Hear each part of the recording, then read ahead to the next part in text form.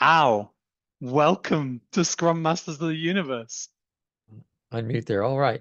Yeah, I'm very excited actually about being here, and I feel I love the warm reception of having so many people here. So this is about how to be a great Scrum Master. And my experience is it takes more.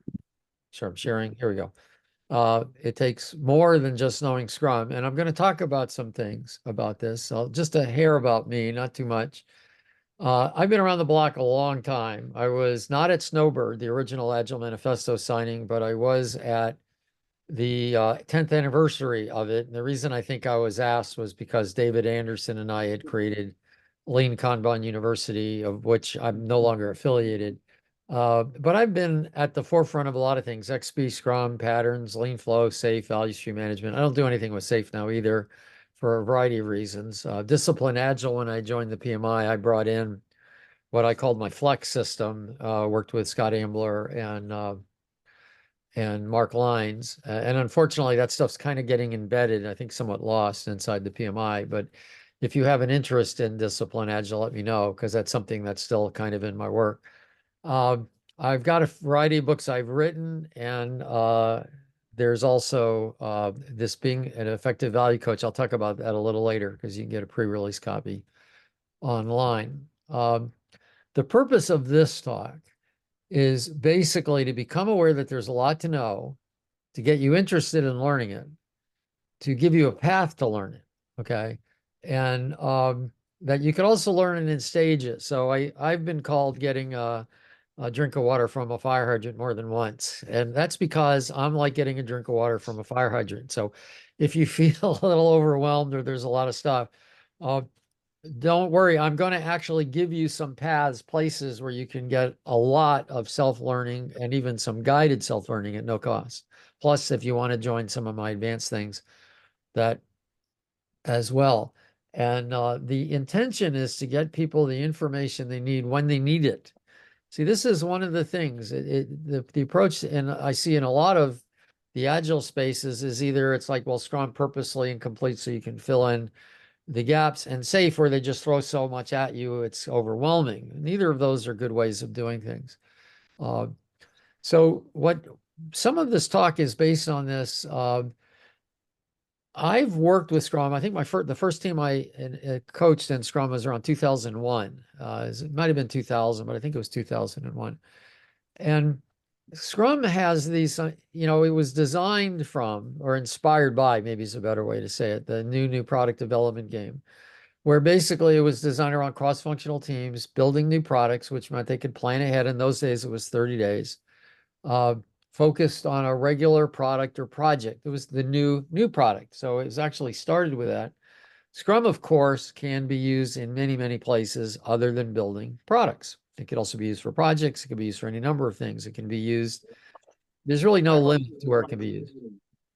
And there's some background noise. Um, so what I noticed though was the very first one I did was easy to adopt and it was effective. When I say easy to adopt, I mean 1 hour. See, there's another assumption in the new product development game, which is that the team knows how to create things in small steps. In software, a lot of teams don't know how to do that. I happen to have gone into a company where I was actually teaching them design patterns. And so I knew they know how to build software in stages. I was not teaching them how to do iterative development, agile, or anything like that. And it's funny, it's one of those experiences emblazoned in my mind. And at one point toward the end, there got to be this discussion of how far ahead you announce, and it was really horrible. It was I was even wondering, why am I here now with these guys arguing like this? And I remember thinking, I need to teach them how to manage building things in little stages. Sorry, I didn't mean to do that. So I gave them literally an hour overview of Scrum. And that was the last interaction I had with them for 10 months. And then later they sent me a note because they didn't have budget. Later they sent me a note that it worked great. They got their project done. They built it in stages. It was a 10-month project. There was a lot of work to be done.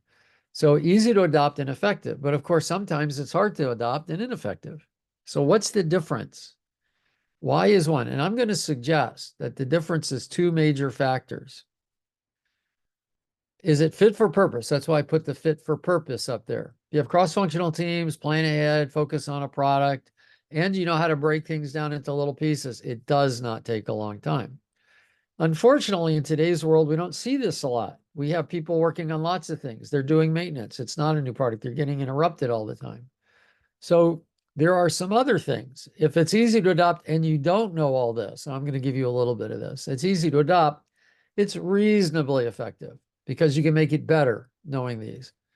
And sometimes it's harder to adopt because it's not fit for purpose, but you tailor it. I'm going to be talking more about here, how to use this to make it effective. Okay, now I'm not going to worry about whether it's called Scrum or not anymore. That's something I don't care. It's effective, it's effective. That's what people want. That's what your managers want. But this is another point. It's worth asking when something works, why? Not just when something failed, why? I believe in learning both with success and with failure. Failure is often the means to stop to think about things. Okay. Now, one of the things also, I think, don't blame yourself. If you read LinkedIn, if you read the LinkedIn posts about Scrum, you see a lot of people blaming Scrum Masters. Like, oh, they didn't read the Scrum Guide. Oh, they don't understand. Oh, they don't do this. And I'm like, I don't think that's fair. First of all, most people, because I've done some polls, and maybe my polls were not big enough to be scientific, but I believe most people who are running Scrum teams and having troubles, it's not that they don't understand it, and it's not that they haven't read the guide. It's that it just doesn't, they don't know how to make it work, which maybe isn't a surprise given there's no real model of understanding. There are no whys to the practices that are stated. Okay. And they're told to follow it until they understand. But in many situations, it won't be effective by the book. You just have to accept this. It doesn't make it a bad framework. It just means it doesn't work that perfectly. So because it's purposely incomplete, you're caught in a dilemma. It doesn't work well when you follow it. They told you don't to follow until you understand. They're told not to change it. So teams never understand. And at some point, they hit a wall of frustration. And that's where Scrum Butt comes in. Scrum Butt by Ken Schwaber says it's when there's an impediment, but instead of resolving it, you just kind of work around it. Oh, well, we won't do sprints. We don't need to do sprints. We'll do like Kanban. But Kanban is not Scrum without sprints. Kanban has a whole bunch of other stuff. So you cannot just drop a practice and say that's going to work. You have to know the why of the practice. Why are you doing it? And then see a better substitution for you. The tragedy of this, it doesn't take much. Now, when I say it doesn't take much, I'm going to point to these things. I'm not going to teach them all to you in 45 minutes, but I will give you a method to learn more as we go. And when I say it doesn't take much, I mean, it's really a few hours. That probably takes you an hour here, an hour here, an hour here, because you got to learn something and try it, learn something and try it, learn something and try it, not just get it all involved in a day where most of it's gone when you leave. So here's the question. How do you know what you know? You know, is it just knowledge or is it an hypothesis? In other words, is it something you think, but is just a thought? Or is it something that's been validated theory that we know this is true? See, I know if I let go of this pen is not a question. If I let go of this pen, it's going to fall. That was not an hypothesis. I did not have to run an experiment. I knew that was going to happen. Okay. So validated theory based on evidence. So what is this validated theory that's known, but not taught in, it's not the basis of Scrum. And I want to talk about that. But here's another thing that's interesting. I'm sure you've all heard this. There's what you know. There's what you know you don't know. And what you don't know, and you don't know it. Okay. But there's something else that people don't mention. There's what you know, but you don't know you know it. Tacit ambient knowledge. Have you ever had the experience you don't know something, you can't figure it out, and somebody makes some comment and you say, oh, yeah, I remember that. Oh, yeah, now I understand. You ever have that experience? That's what I'm talking about. That's tacit knowledge. Or sometimes somebody says something and it's kind of related to something you know, and you make a connection. Oh, yeah, I remember when I did that. It's like this. That's ambient knowledge. Ambient means close to. So what we want to do is I don't want you to have to undergo a lot of training to pull this out. I want you to learn how to access your tacit ambient knowledge. By the way, this often shows up as intuitive, as intuition. You kind of know some things, but you're not quite sure why. When you know why, it makes it a big difference. That's really important. Okay. So one of the fundamental things I think that's important to know is systems thinking. And I say this for a lot of reasons. I've seen evidence of it. But when I asked myself, why was it I was able to do what I did in 2001 with some Scrum teams? I've trained lots of Scrum teams.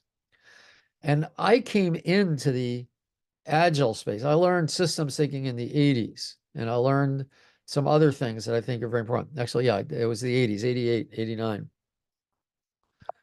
And this is very important. Now, Russ Akoff isn't the guy who created systems thinking. More people are familiar actually with Peter Senge's fifth discipline.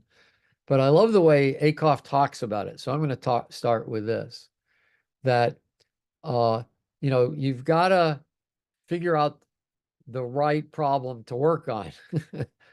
We fail because we don't get the right problem. We could have a bad solution to the right problem, we'll course correct. But when we're working on the wrong problem, we have a problem. That's the problem. Our ability to solve a problem is also what we think is feasible. It's like Henry Ford says, if you think you can or think you can't, you're right.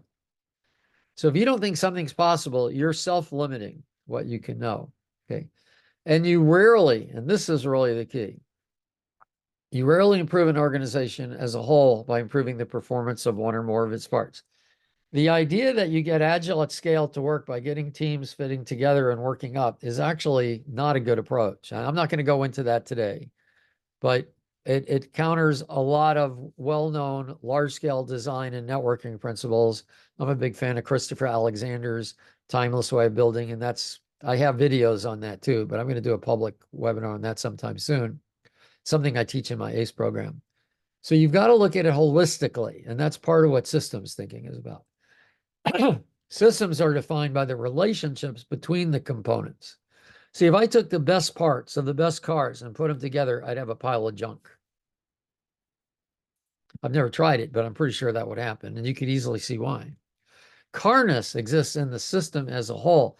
It's how it all fits together. By the way, this is why team is so good. When you have a cross-functional team, you got all the functions, they all work together. But when you have an organization that's all scattered with different motivations, it doesn't work so well.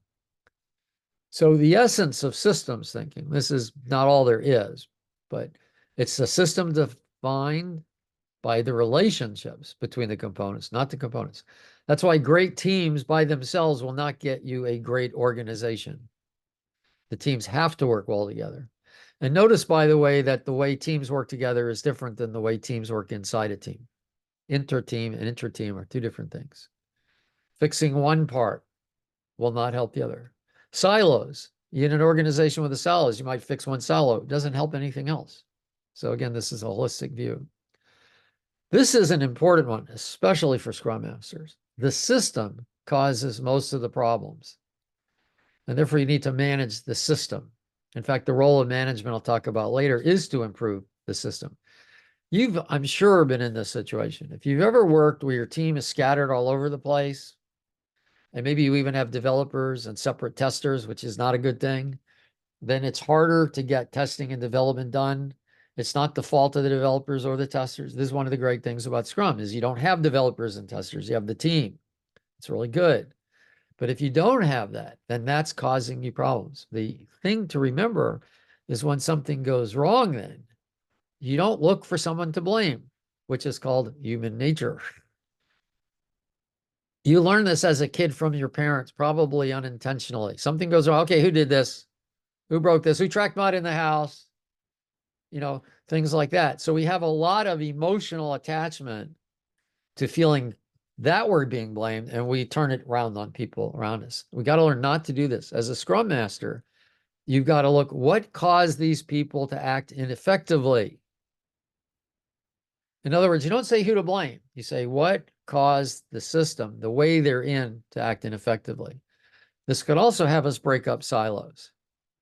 Okay, that's also very critical. Okay, now here's the problem. Most organizations are organized hierarchically.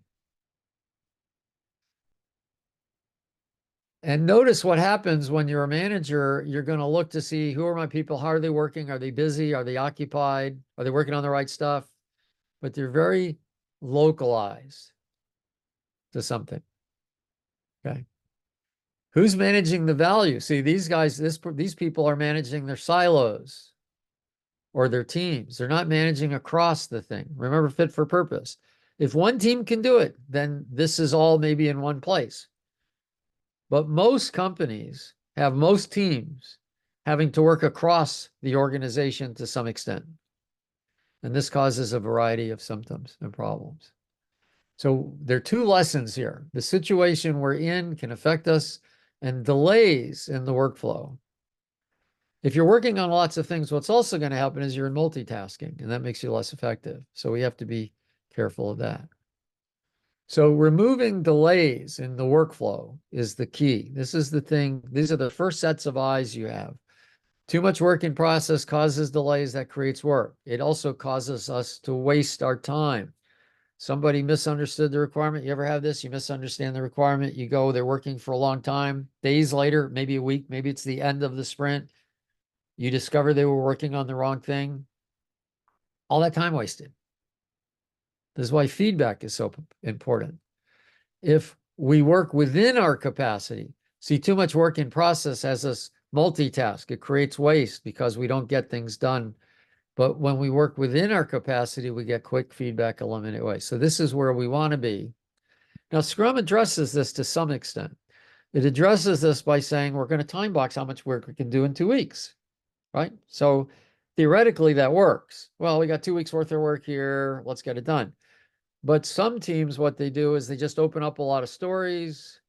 It takes a long time to get a feature. Like I might take a story on a feature at the beginning of the sprint, but I don't finish the the feature till the end of the sprint. So you've got a 2-week open time, waste occurs. So this is one insight right here, is you want to shorten the amount of time. One of the effective practices that people are taking from Kanban and putting in Scrum, which is awesome, is get a focus on finishing. But this is another way of doing it, reducing the batch size. That's Ellie Goldratt. That bringing a system under control can be accomplished sometime with smaller batches. Now, there's a practice that we learned years ago, 2 decades ago, from Software by Numbers. They called it MMFs. But it's gone through a variety of terms. And basically, we call these minimum valuable increments. And in discipline Agile is called the minimum business increment. That's what we called it at Net Objectives. But in MVI, think of it as the smallest increment of value that can be delivered that makes sense to deliver. Now, this is important because it means if I'm in a sprint and I've got 2 releases I could do, I'm going to focus on getting the first one done, then the next one, okay? Features usually aren't MVIs. Features are usually like fast forwards a feature, but without rewind, it doesn't help you, okay?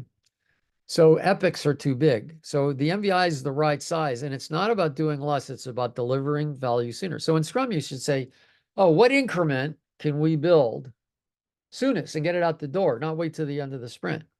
Or even if we're going to wait till the end of the sprint, I'll build this, get all my feedback. I know it works. Then I'm going to build the next one. I know it works. Now, this brings up another interesting point. By the way, ignore MMFs in SAFe because they take the name, they give the reference, but they're not what's in this book.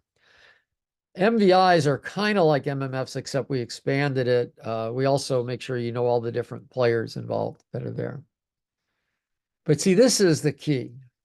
This is a really important thing. And this is why Scrum theoretically can be expanded, but in practice often isn't.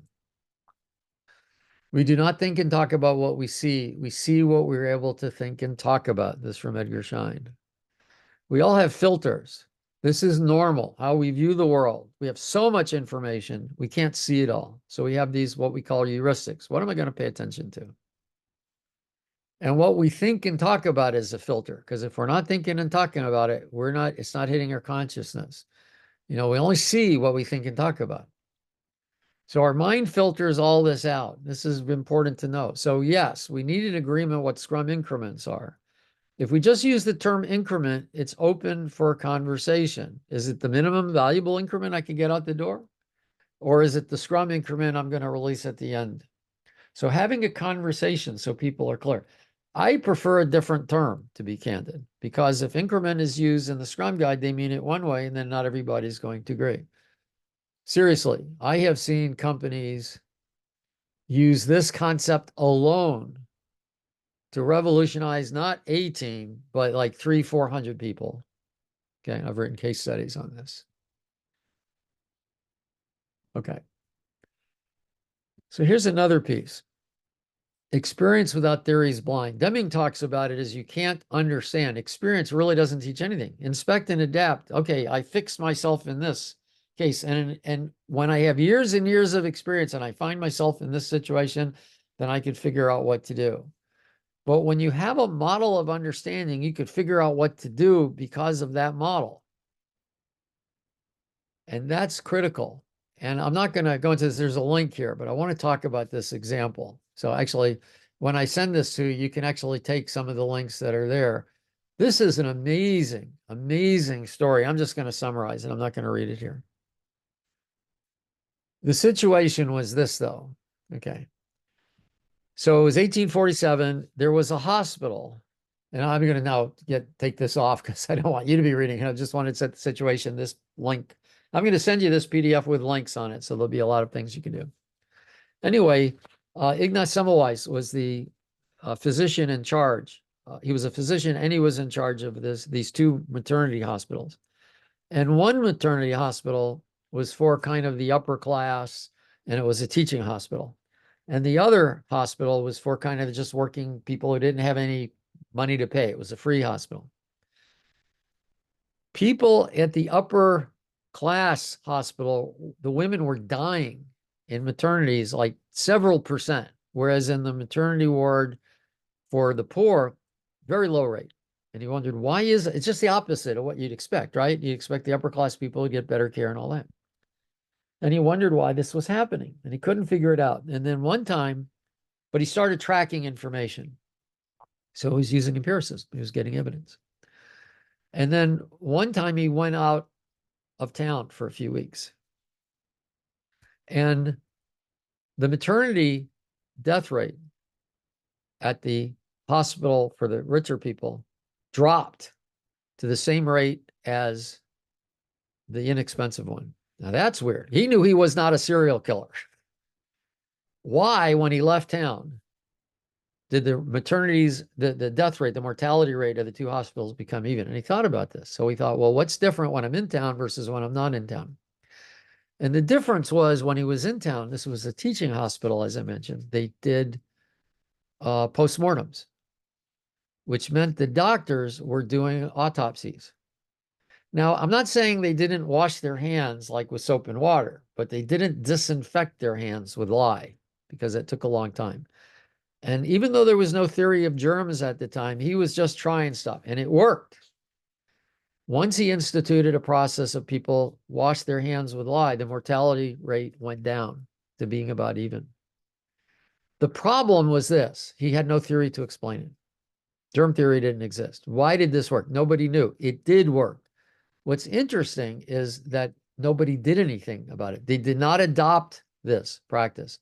The administrators hated it because it took time away from the patients, and the doctors hated it because they couldn't see as many patients. So if you don't have a model of understanding, it doesn't work well. Ellie Goldratt once said,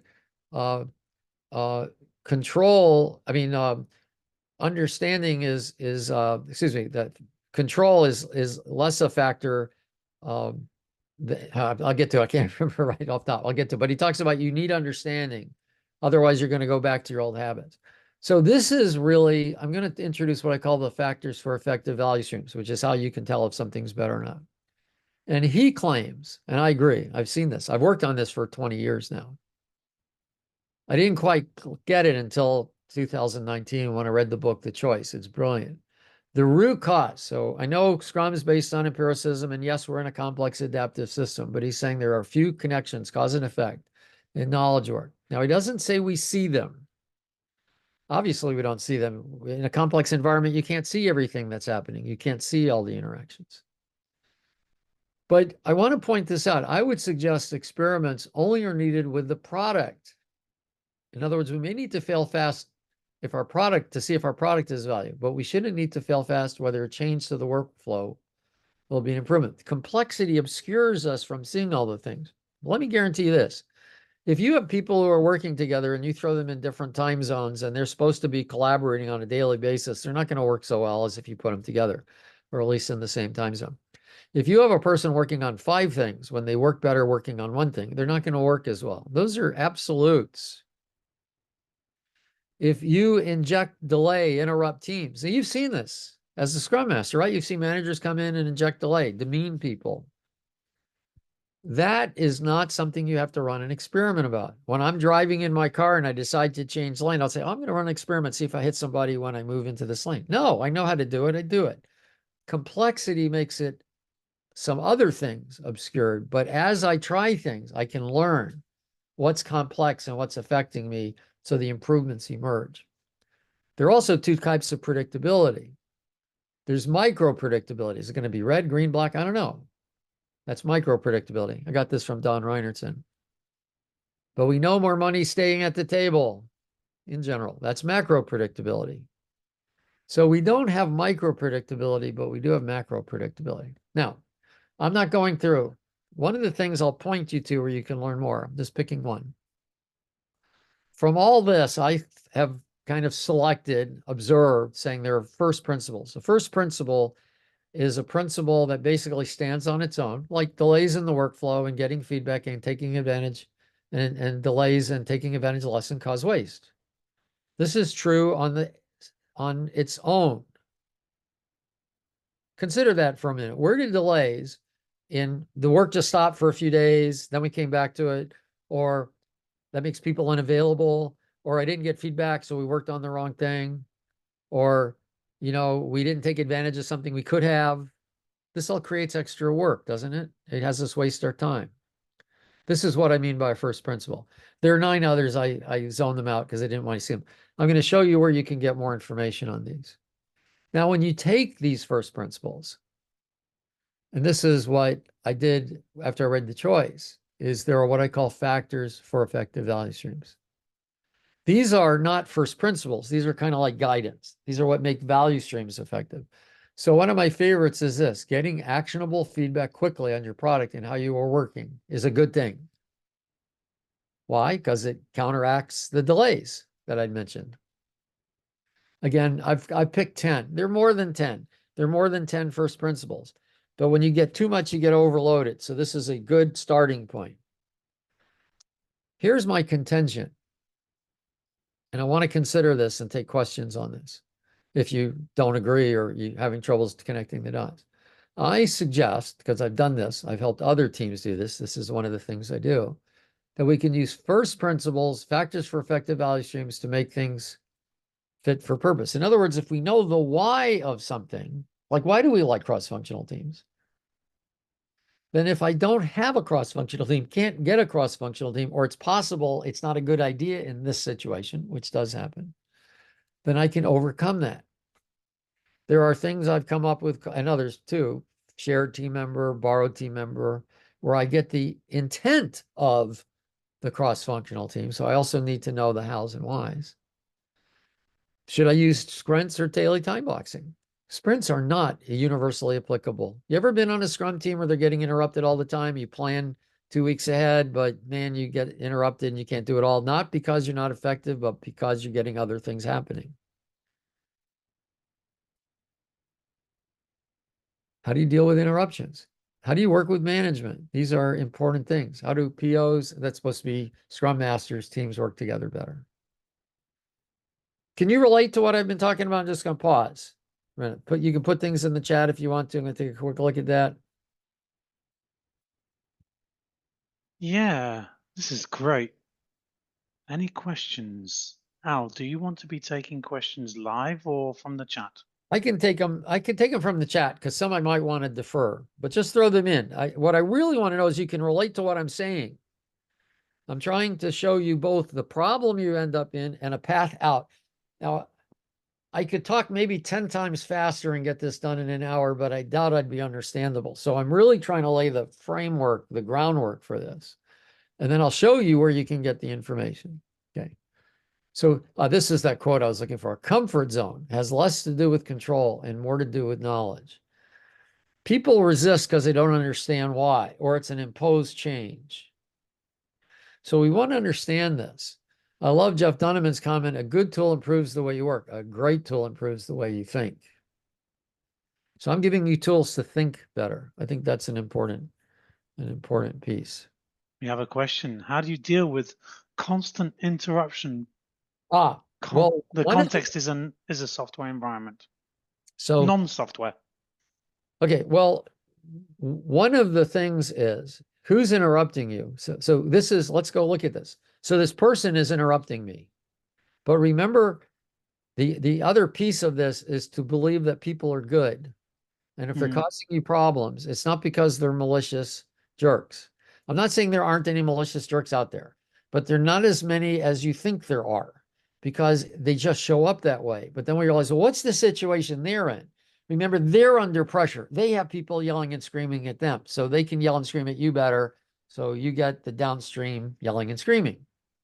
But when you realize that, then a lot of their comfort zone has less to do with control. They don't have the knowledge to understand. Now, I actually have a few slides that teach you how to teach managers that interruptions are bad. It's not just, oh, they think, oh, it'll just take you a couple days. It'll just push things back 2 days. No, that 2-day interruption will create wasted work. So that 2-day interruption might cost us 4 days, but they don't know that.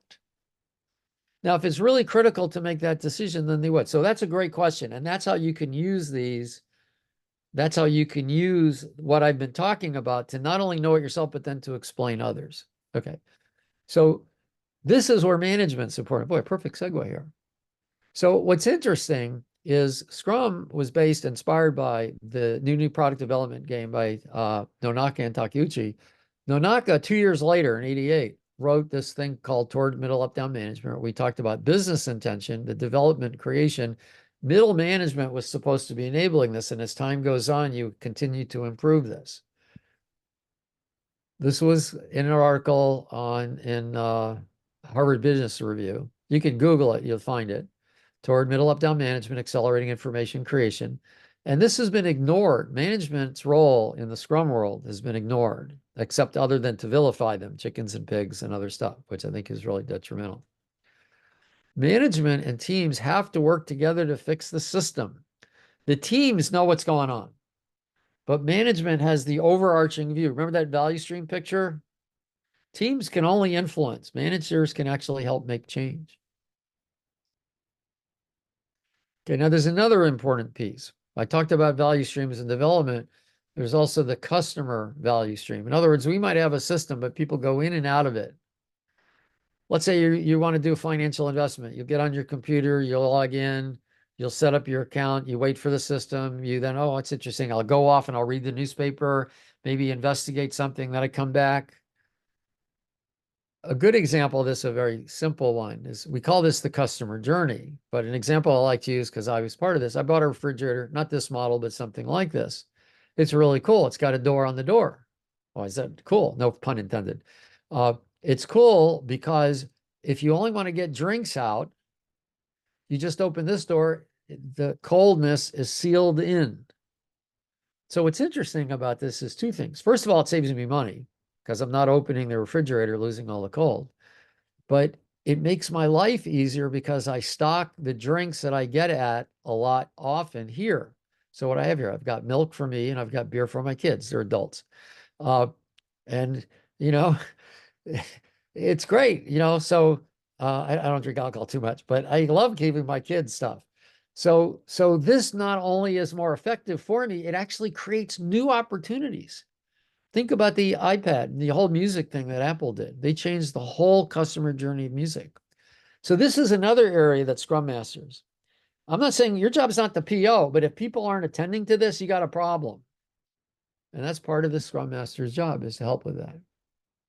Okay. So I've spent a lot of time on the technical, as I call it, the workflows, the flow, lean, theory constraints. but people are critical, and how to interact with people is equally critical. In fact, I'd say it's more critical because you can learn faster. So there's a book Paul Stewart and I are about to publish. There's actually a pre-release. I'll give you guys a link to it in a couple of days. We're about to do the release. But how to engage in people. And this is something else. I'm not going to go through all these, but I wanted to relate to one of them. This is one that I find woefully missing in the agile space. It's taking responsibility for what happens. I don't mean taking blame for what happens. That's different. You ever interact with somebody and it's not going well? And sometimes you write them off. Oh, can't do anything with this person. Guess what happens? You can't do anything with that person. You've written them off. There's no point. You ever work with somebody? Sometimes it's a family member because you have a deeper commitment to them. They say, man, they're not getting it. This is frustrating. Maybe I need to explain it a different way. Maybe if I say it this way, they'll understand it. Now, they still might not understand it. You're still not to blame. But if they don't understand it, you keep coming up with another way to get it. That's what I mean by responsibility. It's a place to come from. It's not a blame. Now, the other thing is maybe set up the system. So this is something we talk about in the book, having a vision, and all these other things, humility and respect. It's like recognizing, yeah, I'm worthwhile, but I'm not better than anybody else. So I respect others. They have what they need. Emotional intelligence was a small step in this direction. The fact is, we all have our own competencies, and we're only competent in a particular area. I'm very good in a lot of things. I'm also not very good in a lot of things. That's why teams are so important. Scrum Masters have a good thing about Scrum Masters, if they can start seeing what people are good at and how we bring them together to create synergy so we're better as a team. That's important. I'm going to talk about a couple of things here, and then I think I'm done. So one of the things I've learned are distinctions. See, I just found this slide someplace. See, I'm a dad, got kids, got 4 kids, 6 grandkids. And for me, here's the kind of snow I see. Is it good snowball making snow? Is it yellow? Is it icy snow? Is it slushy snow? I skied a little bit once, so is it decent skiing snow? A professional skier probably has 10 different kinds of powder in his mind. Professionals see distinctions that others don't. As a Scrum Master, you may not know the domain like a programmer would know the domain, but you should know how workflow works. I've already given you a dozen tips on that. And if you want to teach it, this is something I came up with. Again, this is in the book. I call it the pickup sticks model. You see, I might want to get, you see this stick down on the bottom, that green stick? Oh, I want them to get that so badly, but they need to know all this other stuff. You ever get that? I want them to know this, but they need to know this and this and this and this and this and this. And sometimes you try to teach them this and it never works. Why? Because people can only learn what they already almost know. Oh, they already almost know this. Now something interesting happens. You teach them this. Oh, now they already almost know this. Oh, now they already almost know this. And you take things off one at a time. Why? Because we have this model of understanding and we can look at it this way. Okay, it's what are the distinctions to learn? So we need to understand that. Besides how to teach, you need to know what I call the machine people are. Look, we are more than machines, but part of us is a machine. Our reptilian brain, fight or flight, we just go. You ever be in a car and somebody cuts you off? I suggest that you don't think to yourself, that person just cut me off. I wonder if this is consistent with who I am as a human being, if I should give them the finger or not. No. It's automatically yell, scream, your blood pressure goes up, or you give them the finger. That's an automatic response. You have nothing to do with that.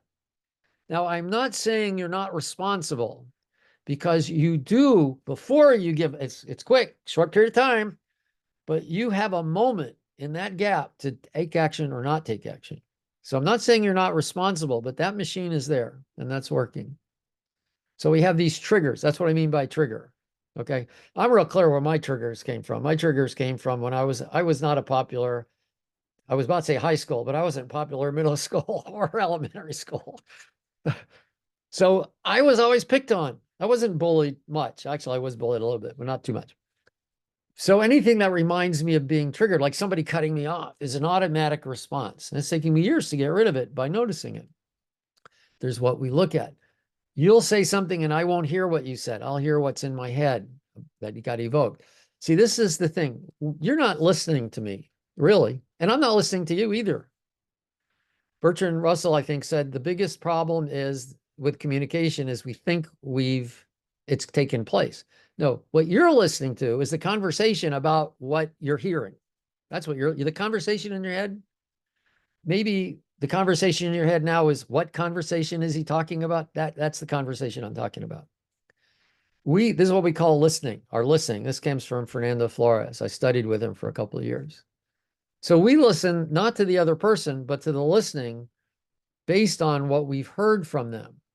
Now, active listening is when you start attending to that, not just what they say, but what's going on in their head. And you can ask, because you can't really read people's minds.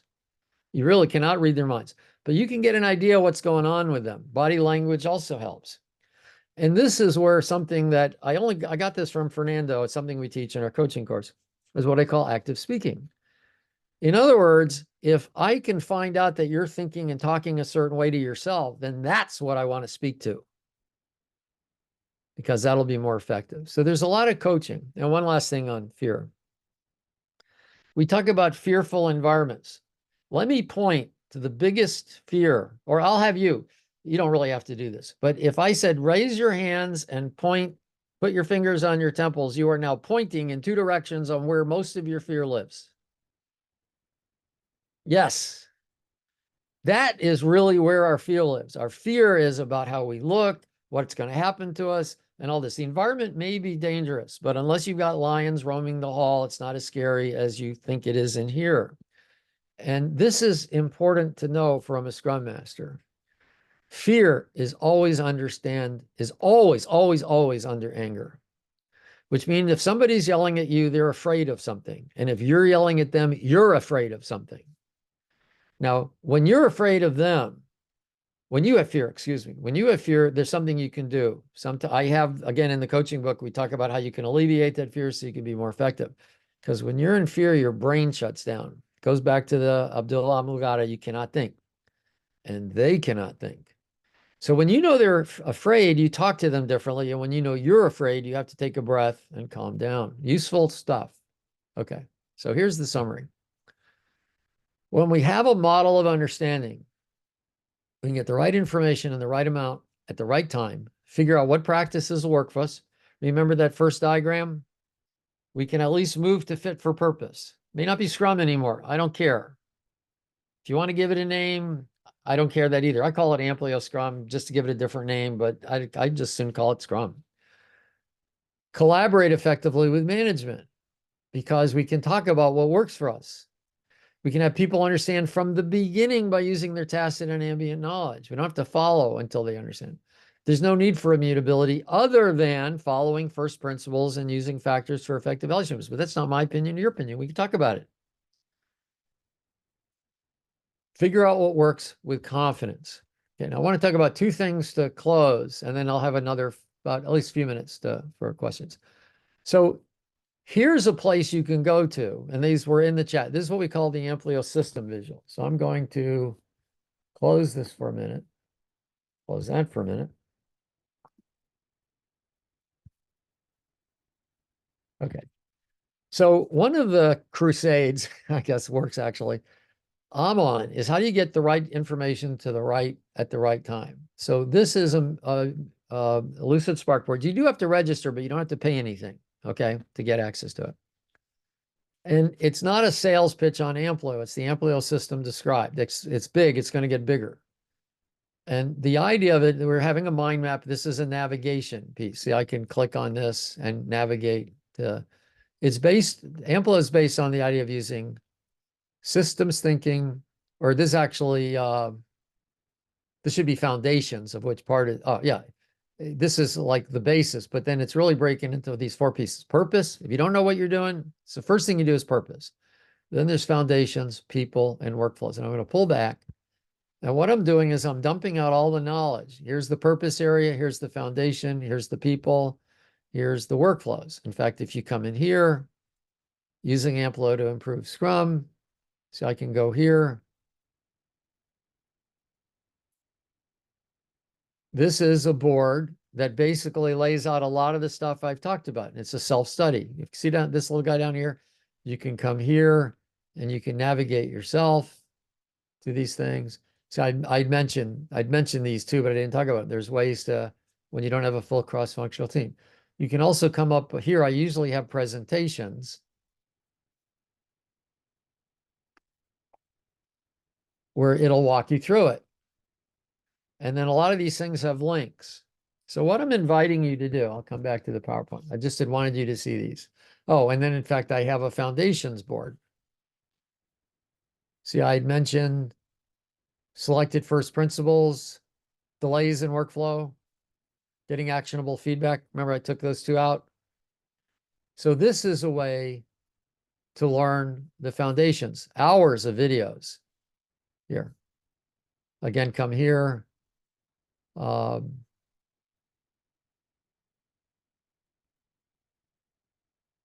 You can take this and navigate and hop around as you like. Videos on the foundations, videos and value streams. This is all free. My intention is this. Huge amount of information. No question. This takes days and days and days to learn all of it. But you don't need all of it. You just need what you need at the moment you need it.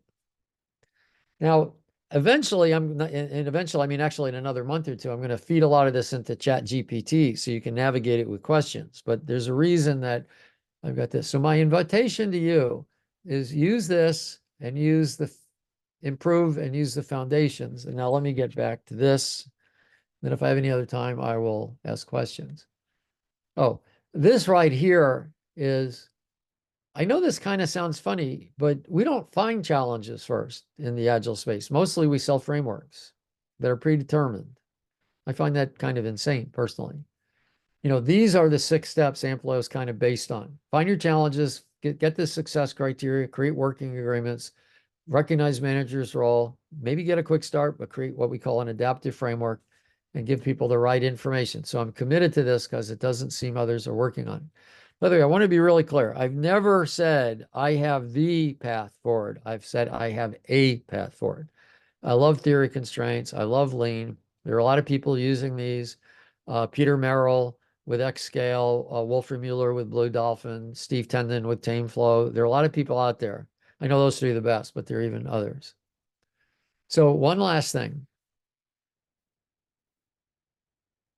So there are 2 ways you can participate. I just want you to know this. There's the Amplo community of practice. We meet about once a week for an hour and we talk about this stuff, which means you get about 5 days or more of training over a year for free. Okay. These are live sessions. Or if you really want to get into it, we basically do 4 hours of content, 2 hours of working together, all live. We have a break like we do usually 3 or 4 weeks in a row, and then a week break, 3 or 4 weeks in a row. All sessions are recorded. And you basically get this content. But I think what's more important, what people really like the more, is you're working in a community to take a path forward. We work together. I'm not the smartest guy in the room. I got maybe more experience in more of these distinctions, but it's like I say, everybody knows their own stuff. So I have 2 ways of 2 subscriptions. One's a 6-month and one's an 18 a year. And you get to use all the PowerPoints I have in the system. You get to use also lucid boards. We have boards about making decisions and things like that. So happy to have you there. And we have not much, but some time left for specific questions. So I am going to give a PowerPoint with better links and things like that. I'll send that out by tomorrow. And I think to Jamie, and then she could distribute it. So questions? Wow, Al. Okay, everybody. If you have any questions, throw them in the chat. How long do you have, Al? Oh, I can stay longer. I don't think I have anything right after this, and I'd be happy to spend time answering questions. Okay, let's say about 10 minutes max, yeah? That's great. Yeah. Okay, we have 10 minutes. Throw your questions in the chat. Trying to think, there was so much. Yeah, okay, Joe needs to drop. Write your questions. I'm trying to think of a question myself.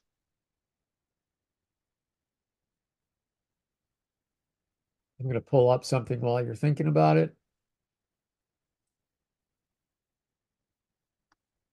Don't wait for me to pull it up to ask the question. Go ahead and ask questions. I just want to give you an example of some of the slides we go through that can help Scrum Masters. Okay, I've got a question for after the slides. No. Ask me while I'm finding it. Oh, can you hop back to the board for a second? I just Certainly can. You mean this board or the PowerPoint? no, the listen board. Yeah, this one. The big picture one or the using Amplo to improve. Amplo, the improved one. Okay, great. Here I am. Okay. Scroll back into the far left one for a second. One more to the left, please. You mean this? That's as far left as it goes. Okay. Or tell me where to stop. Were you interested in this thing on the left? In the dial, yeah, the success engineering. Oh, these are box. the courses. You know, the easiest way to see what's here is do Okay. this. Come here, come to successengineering.works and go to learning journeys. Okay. I That's was just trying to figure out what the orphan was off to the side. Oh, that's all that was. Yeah. Okay. Thank you. Okay, sure, no problem. So here's examples we do. I'll give you, there are two things that I found to be really useful as a Scrum Master. What's the cost of interruptions? Okay. Don't expect them. See, this is the thing that drives me nuts. People blame management for not knowing something, but then they don't tell them that. So we got to stop complaining and start educating them. So here's our current state. There's a certain amount of good work, rework, overhead. And the belief managers have sometimes is, oh, I can interrupt something and this is what'll happen. But that's not what happens. What happens is that creates extra work. We have less time. So we want to be able to explain stuff to managers. That's what's really important. And when we don't, if people think interrupting is going to cause this and it really causes this, and we don't explain it to them, that's on us. This is partly what I mean by taking responsibility. Here's another example, because I just love these two. Our capacity is fixed. You don't go faster. You don't go better. What you do is you stop wasting time. For example, we think this is our productive work, but then we spent overcoming quality issues, and then we spend some time because of poor requirements. These aren't to scale, obviously.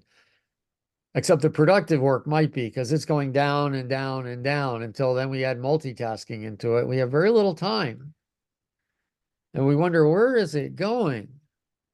So then we could work with management. Why is this happening? We could work with our teams. Why is this happening? It creates a lot of clarity. By the way, one of the reasons estimations are so bad is because we're estimating how long it'll take to do this as if we do it at this rate instead of doing it at this rate. People don't estimate the unplanned for work, which is where we spend most of our time. Okay, let's see. I'll look in the chat, see if there's something. We got else. some questions Oh, for great, you, great. Al. Let me read them out. From Kimberly. If a team is not interested in discussing value, they just want to get work done, That's great. how could I start the conversation? It's a great question. It's a beautiful question. It's a great question. I have an answer. Yeah, you're not the first, second, or third person to be in this situation. So I love the question. So what you have to do is ask them what's their job. What is your job? What's your job? What do you think your job is? Is your job just to code? Why would the company pay you to program if it doesn't add value to the customer? Do you think your boss cares if you're programming, or do they want you to add value to the customer through your programming or whatever job they're doing? Doesn't have to be programming. I just find this is worse with coders. Okay. I'm an ex-coder myself. I mean, I was heavy coder for like 30 years. I kind of moved into consulting around about 2096, actually. So you have to have a conversation with them about what their job is. What's the purpose of their job? Oh, I'm glad you enjoy programming, but it's really about adding value. How can we get you to add more value? Oh, by the way, I know you like programming. So how can we make it so you get to add more value and program more? What is it that stops you from programming and stops you from adding value? See, I'm coming from their needs. I'm just not, oh, this guy's a jerk, I got to handle. No. I know what he wants, but he's not in a situation to do exactly what he wants to do. So I kind of I take the two together And then that's what I'd ask, you know, how can you make them get more of what they want while they give more what the customer wants? Okay, does that help? It does. Thank you so much, Al. That I love that response. We have another question for you, Al. I take it, Kimberly, that's good for you. Yes. Andy has a question. Yeah. You said the system causes the problems. If I'm the Scrum Master, how do I, 1, identify the problems along with other Scrum Masters, 2, collaborate with others on solving problems, and 3, prioritize with others? The big questions, but that has been his issues with systemic problems. this is a great question. And like I said, like this is why joining the Amplio community of practice, which is free, is so good, because I have more every week. We meet. What I do in those is I usually do a 20-minute presentation, not quite this, you know, throwing it all at you, but a 20-minute, and then we have another 40, 50 minutes to talk about things as well. So let me pull this up. I think, oh, I want foundations. Okay, so let me pull up. So the first thing is, how is the system causing me problems? I could look to see, this is the foundation slide. You have access to this slide.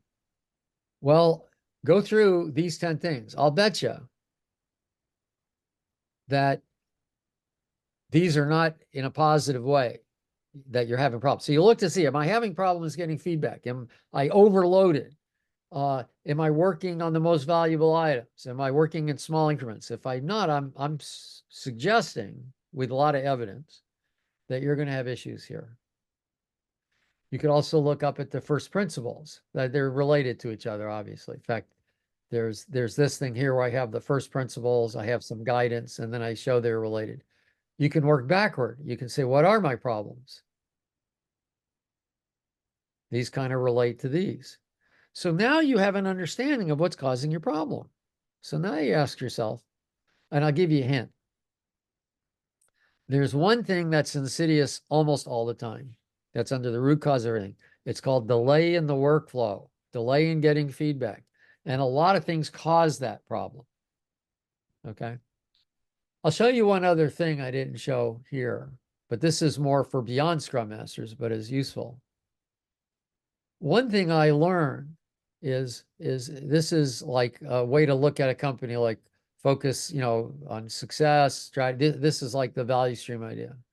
When you step back and look at the big picture, you can actually have people identify where their challenges are. This is something that we teach ACEs how to use, but I actually had a short video of it the other day. What are your challenges? And then how do these challenges, crap, I don't have it on this board. I have it in the, this is called the Amplio GPS. Remember, I like to find out what people's problems are before I suggest a solution to them. So this is how I find the problems. This is now beyond Scrum Mastery. This is consultancy, the Amplio Consultant Educators Program. This is that 1,000 for 6 months or $1,800 for a year. Plus you get to use all these great slides and things. See, what we do is we have a PowerPoint that explains this. Then they put on their challenges interactively. Then you have to take a break and you relate their challenges to this. I have some slides that help you do that, like what you need to do to solve these challenges. This is for an organization, not a team. I'll probably make one of these for a team, but I don't have that yet.